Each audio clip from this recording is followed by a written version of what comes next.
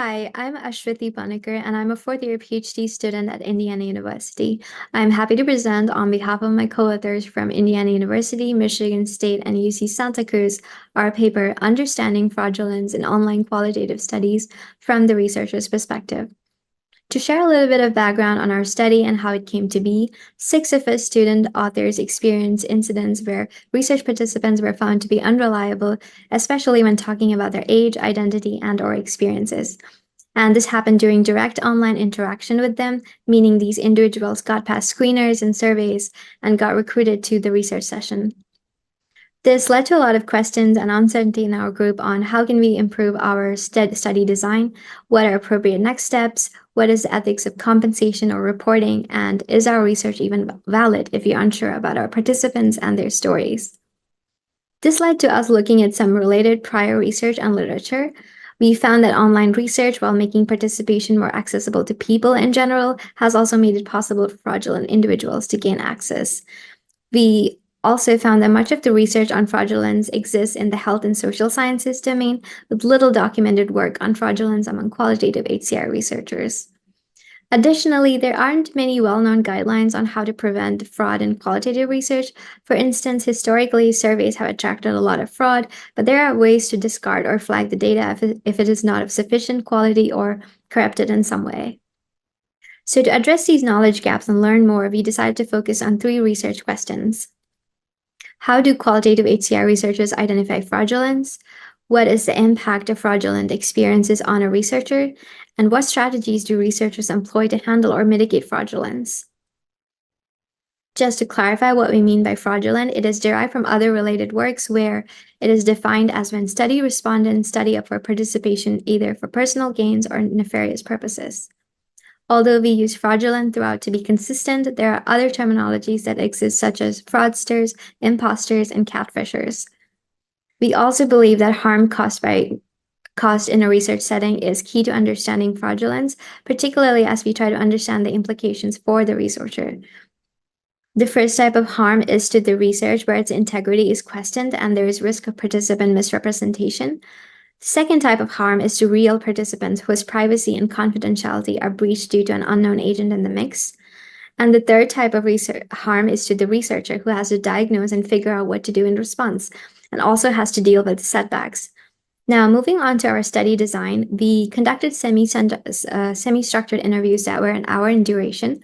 Our sample comprised of 16 HCR researchers across senior and junior roles. All researchers were located in and conducting research within the US. Our sample has a higher representation of researchers from academia versus industry. Our protocol was a mix of research experiences with fraudulence, the details of what happened, and researchers' feelings and opinions about the impact of such incidents on researchers. Analysis with thematic and done in multiple iterations. Now, on to some of the key findings of our research.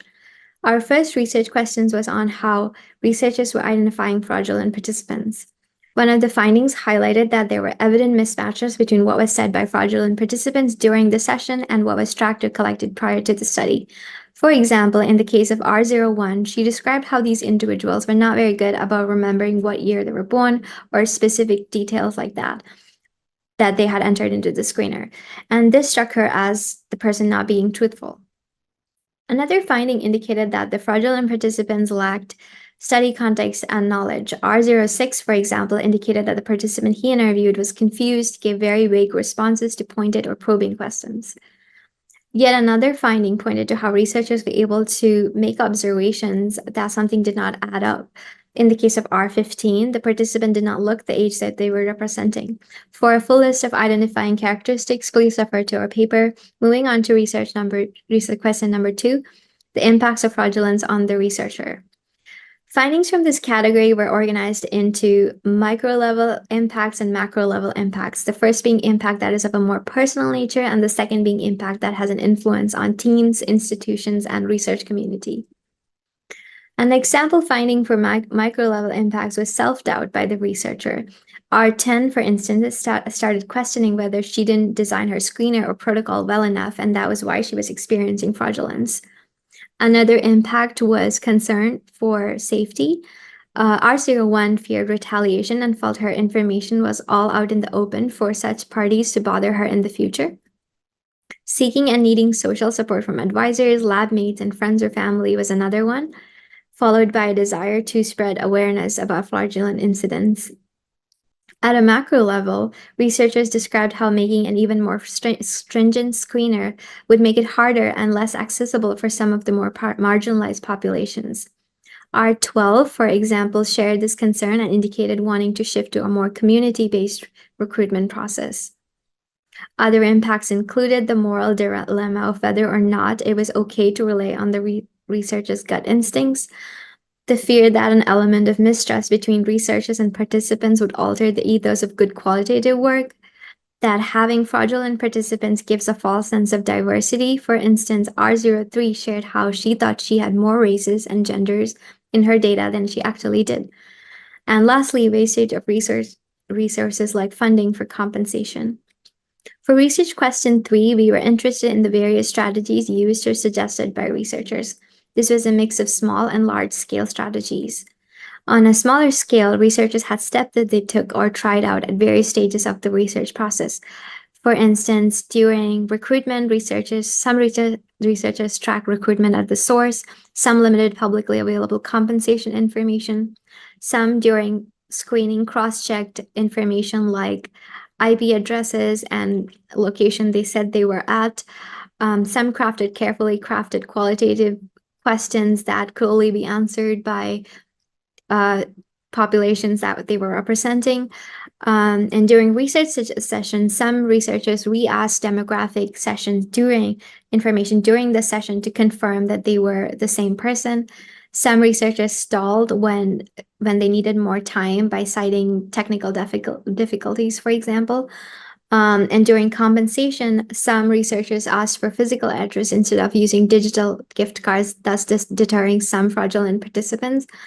Also suggested was partial compensation to avoid unnecessary wastage of funds.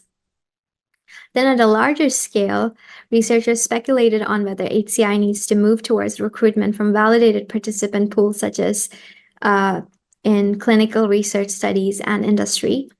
Researchers suggested sharing more detail on recruitment and measures taken to prevent fraud as a way to increase credibility, particularly in academic publications. Researchers advocated for more clear guidelines from institutions, ethics review boards on how to protect researchers in addition to participants. Researchers teased the idea of non-monetary compensation, such as reciprocal value exchange or citizen science, as a way to deter participants who are perhaps financially motivated. So onto our contributions. First, we synthesized all of our findings to produce a set of guidelines for handling fraudulence when it occurs. We also listed some tensions to be mindful of and check for biases when making such assessments. Second, we discussed recommendations and open questions on how the HCI research community can learn from these experiences and improve our science and training efforts. For example, with researcher well-being, we shed light on the spectrum of emotions and feelings experienced by researchers, particularly inadequacy, self-doubt, anxiousness about safety, study progress, and ethical responsibilities. We make recommendations on more collaboration between researchers and institutions.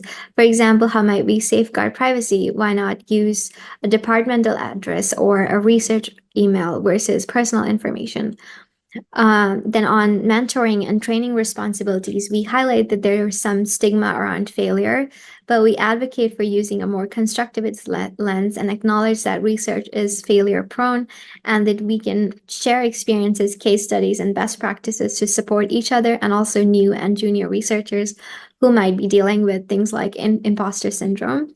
We also explore mechanisms like reflexive journaling as a way to learn, document, and engage with emotions. We further discuss implications for recruitment, reflecting on our findings on how to track recruitment sources, validate participants, and considering alternate ways of incentivizing research participation. And lastly, we discussed the implications of suspected fraudulent data and how to handle it. Our research highlighted situations where there was actual evidence of fraudulence and situations where there were unconfirmed suspicions.